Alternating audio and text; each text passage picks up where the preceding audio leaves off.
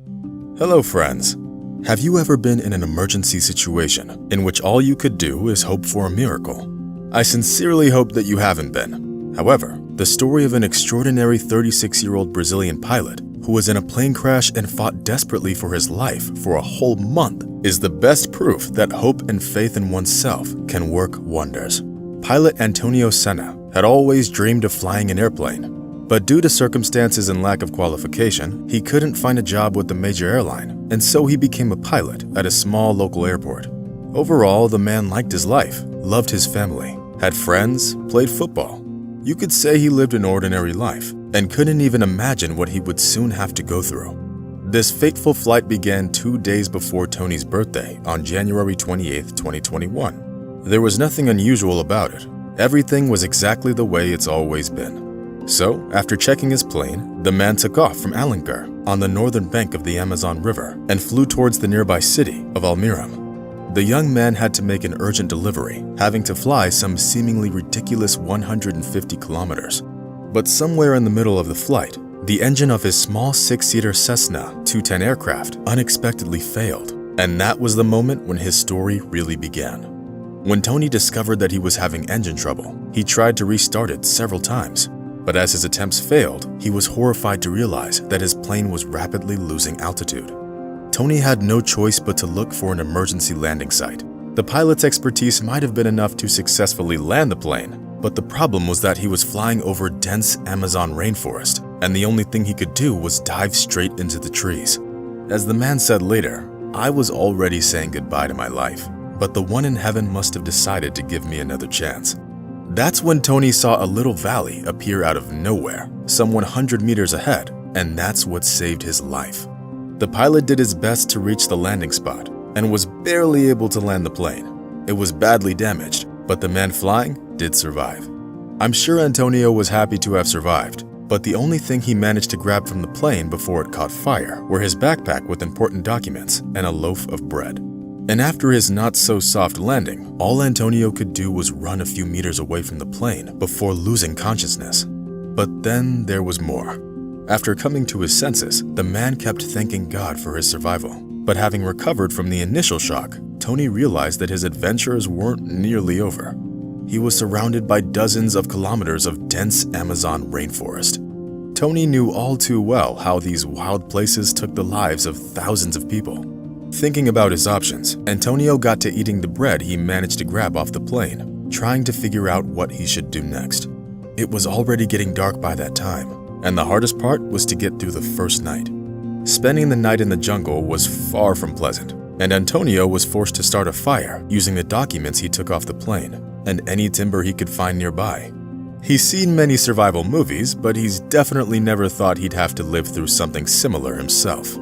The Amazon rainforest was harsh, and from the very first hours of darkness, the man had to fend off animals who were repeatedly trying to attack him. He didn't see what was around, but he had a feeling he wasn't alone at the campfire. There was no way he could sleep, as he wouldn't have made it through the night if he did. The pilot kept looking over his shoulder, getting scared by every sound he heard. He even attempted sleeping in a tree, but apparently that's only possible in the movies. But in reality, you either can't climb onto the tree, or there's no way of even getting somewhat comfortable. But Antonio was most frightened by the thought of predators, which along with his fear of snakes kept him up all night. Thus, he was so tired in the morning that he could barely stand up straight. He passed out as soon as the sun rose and woke up around lunchtime. I guess I don't need to tell you that there was no cell phone reception, and even if there was, he left his phone on the burned plane. When Tony woke up, he started picking fruit and searching for bird eggs. But the food was barely enough to keep him from starving. Once strong and ripped, Antonio was rapidly losing weight. The obstacles that arose in his search for food and water were especially hard to overcome because of the injuries he sustained during the crash. The only thing that kept the poor guy alive was his belief in miracles and his love for his family.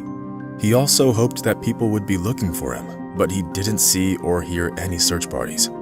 Of course, the pilot was sure that his family wouldn't give up on him and would continue looking for him, even in this remote area. So Tony decided to try and build a shelter from the remains of the plane, as it rained often in this area. His new home could hardly be called reliable or strong enough to survive in the harsh rainforest. Besides, Tony realized that even having faith in his heart, he could only survive on fruit and water for a few days at most. For the first 3 days, he was waiting for rescuers and hoped to hear the sound of an aircraft engine. But there was nothing but a mysterious silence for dozens of kilometers around. It should be mentioned that the search teams worked for several days, but were unable to locate the crash site, especially given the poor weather conditions. At this point, Tony realized that no one was coming and decided that his best bet would be to try to get to the Amazon River straight through the jungle. Then he could walk along the river until he found people. 7 days later, the man was barely standing on his feet, but he hit the road.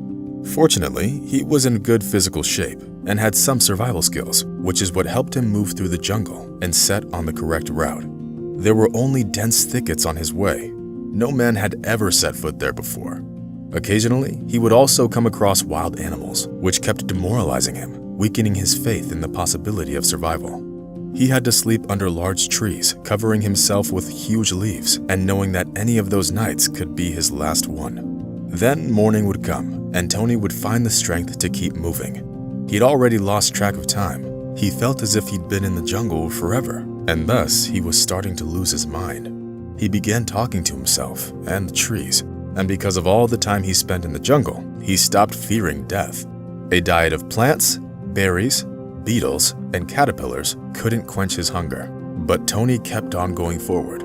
I don't think I need to tell you how this story could have ended, but when Tony lost almost all hope of salvation and could barely stand on his feet, he heard the sound of the river. It meant that there was still a chance. So, gathering the last bit of his strength, he crawled towards the river, and then he fainted. And I think you've already realized that this was the moment that fortune finally got on his side.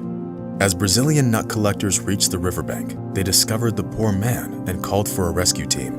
One of the locals later said, "When we found the man, we couldn't believe our eyes.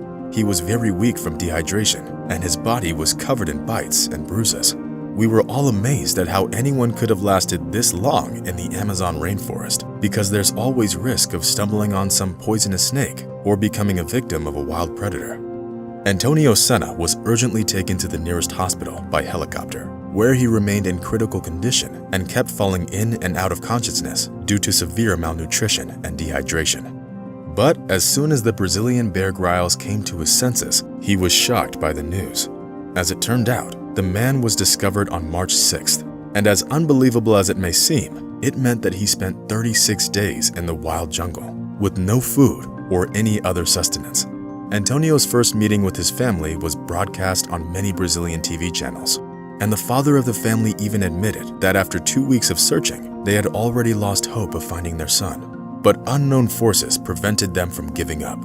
Antonio is under the doctor's observation to this day. He's undergoing rehabilitation procedures because he lost 55 pounds in those 36 days he spent wandering in the jungle, and he couldn't recover for a long time. The doctors say that there's no longer any threat to the pilot's health, and thanks to enhanced nutrition, he will be able to return to his favorite job. Tony says that it was his love for his family that helped him survive. It was the only thing that kept him from losing his mind and dying. He wanted to hug his family so badly that he was simply walking home. Friends, what would you have done if you were in Tony's shoes? Do you know what to do in an emergency? Be sure to share your thoughts in the comments. And that's all for today. Like the video if you enjoyed watching it, and see you soon. Bye.